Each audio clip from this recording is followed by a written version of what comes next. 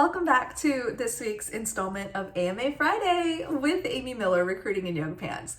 So this week, I want to dig into something that's been talked about a lot, but I think there's also a lot of misconceptions about it. And we're talking about geographic compensation.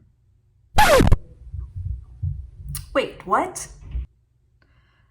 Okay, so this is an interesting one because I've actually talked to recruiters who are actually really annoyed by this idea and who have pretty strong feelings about it. I was surprised at some of the pushback I was hearing about geographic compensation. And so here's what kicked this off, right? So I think it was last week, Mark Zuckerberg shared, I think their Facebook all hands was made public or shared externally. But anyway, there was a discussion around moving to remote workforce and that a lot of Facebook employees would be able to work remote if they wanted to.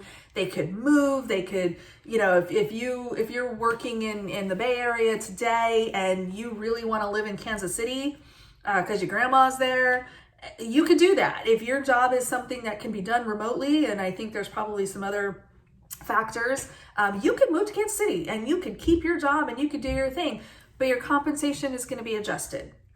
People lost their shit. Okay? This is fascinating to me because I've had, this is not a new concept. I have made offers that have been impacted by a geographic situation. The biggest example of this is the compensation differences between the Seattle area and the Bay Area. The Bay Area for most tech companies is a premium location, or what we would call a premium location. Not every company uses that terminology, but just for the sake of this video, that's what we'll call it. So the Bay Area, because the cost of labor is higher, they do pay more. Now, your cost of living is also higher, right? And we talked about this in a recent video, which I'll link to, where cost of labor and cost of living are not the same thing. Cost of living is your standard of living, what it costs for you to pay your rent, what your kid's private school tuition is, what your car payment is. That is your cost of living. There are variables, real estate being a big one, depending on the geographic area. I like to think I got a pretty good deal on my house, but I could not get a house this size for what I paid for it in the Seattle area, in Seattle. I'm in the Seattle area, not that far, but I'm definitely further out in the sticks. And if I was spending the same money, I could maybe afford a parking spot. I would have to pitch tent probably. I don't know. But so there are differences. And that is, again, the cost of living is what it costs you to support your lifestyle. Cost of labor is what employers are looking at and saying, this is what a recruiter in the greater Seattle area costs. I make a personal decision how close to the office I want to live, how I want to spend that money, the lifestyle that I choose to provide for myself and my family based on that income. But I make an income or a compensation package that is relative to the Seattle market and the cost of a recruiter in the Seattle market. There are a lot of variables there as well. Not every tech company pays the same. Some are heavy equity, some are, cash bonuses. There's all kinds of different things. But one thing generally we agree on is the Seattle market pays a certain range. The Bay Area pays something different. If I moved to the Bay Area tomorrow, I would be offered an adjustment in my compensation because the Bay Area pays more. I would get a raise. That raise would probably be eaten up pretty quickly between my higher cost of living, the house I would need to buy, whatever that is. But know that because the area pays a premium, there would be an adjustment. If I were to go to New York, same thing. A lot of companies consider New York City to be a premium location, and therefore there is an adjustment, cost of labor based adjustment, where I would make more money if I moved there. The same thing happens if I wanted to move to Kansas City. This is where people get pissed off because they're like, oh, it's not fair just because I want to go live in a, rural part of the country, or I want to move to Oklahoma or whatever, I shouldn't take a cut in pay. Y'all, I need you to understand this is not a new concept.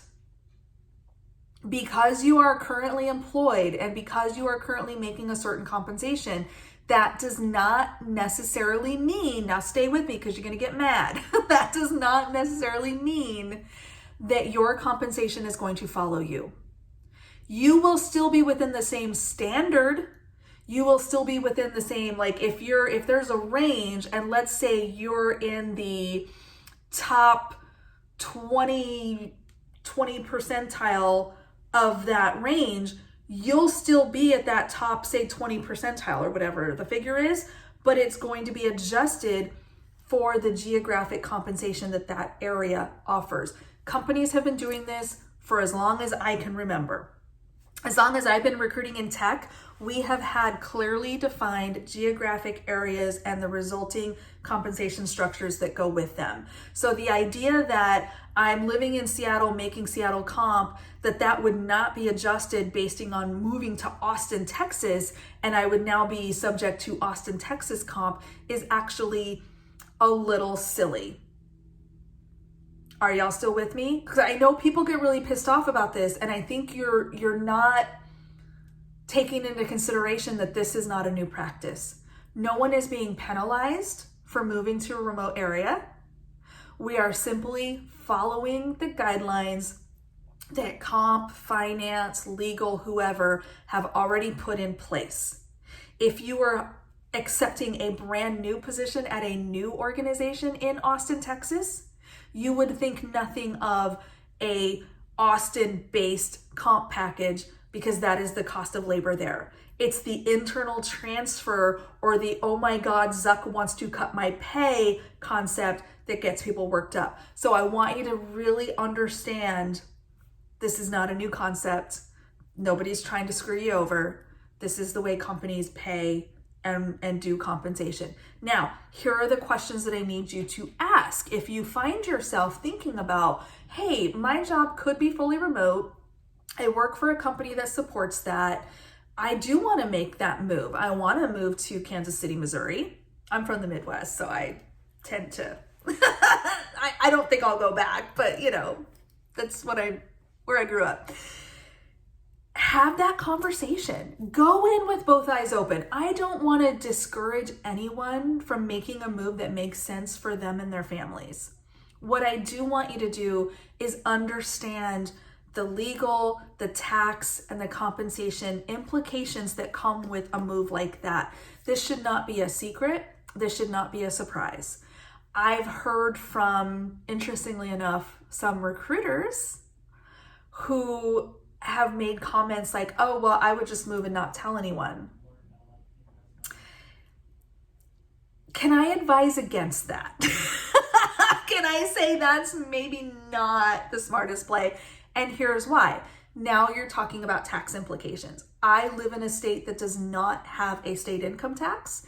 If I move to a state that does, I'm going to be on the hook for those taxes. If my employer does not know I live in this state and is not taking out those taxes and is not subjecting me to the right payroll laws and regulations, I'm in trouble. And they might be too. I don't know. I'm not a lawyer. I don't know all the ins and outs of that.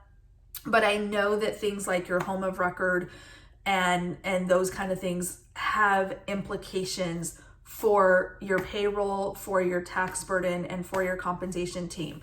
So please think about this thoughtfully.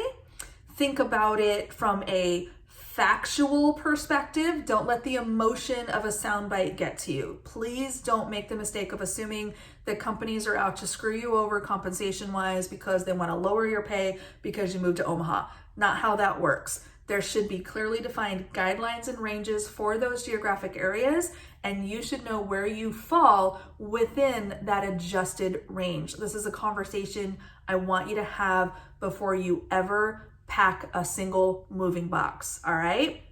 So keep that in mind. Here to help. Even though I'm giving you information you may not want to hear, I promised you I would be honest and transparent and truthful. This is just another example of that. So bottom line, if you are considering remote work and if you are considering making a geographic change based on the silver lining of this whole stinking pandemic where so many companies are now starting to embrace remote work, have a conversation with your manager, have a conversation with your HR partner, and understand the implications, the pros, the cons, and the benefits of making that change. But please remember to be ethical, to be honest, and be fair, and hold your companies to the same standard. This should not be a secret. This should not be something that your team is not willing to talk to you about. That, my friends, would be the red flag. Not the fact that we're being honest that these adjustments happen, but if a company or a manager or an HR person is not willing to explain it to you, that's where you want to start getting a little anxious, not because of the change itself. Hope that helps. Welcome the comments, welcome any additional questions. If anyone has experience with this or has made a move and had an adjustment as a result, I'd love to hear your story, how that worked, how it was explained to you, and what ultimately the benefit you took away from it was. It'd be great to hear. So comments down below, I read every single one. Send me an email, amy@recruitinginyoga.com, and we will see you next week.